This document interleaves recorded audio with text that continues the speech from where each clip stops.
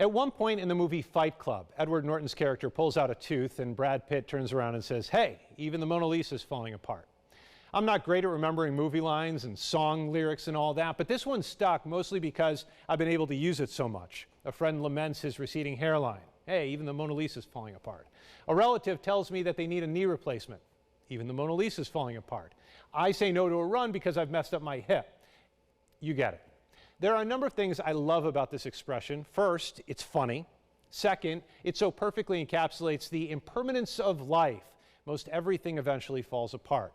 One of the only things that doesn't seem to end is our attempt to keep that from happening. Think of the team tasked with preserving the Mona Lisa. And that gets to the third part of the expression that I love. And it's this one that's occupied my mind of late. How much effort should be made when we know in the end most everything falls apart?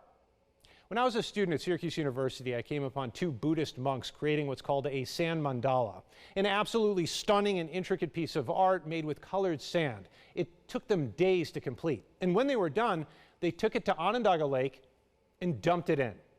A gesture that embraces that impermanence of life, or at least the material world. I really do see where they're coming from here, but my wife and I take great pride in building and trying to preserve a home. I also value my health and try to preserve that as well. So how can I combine an embrace of the impermanence of life with my desire to preserve what I have in it? This is where I turn to the fourth thing I love about that Mona Lisa expression. Though the Mona Lisa is ever so slowly falling apart, it is here with us today, and we share a space and time with something so beautiful. Just like my wife and I are sharing a space and time with each other in a home we've created together. And the value of sharing this experience is whatever we choose to give it. And should we choose to, we can pass that value on down the line, making it a bit more permanent than most everything else.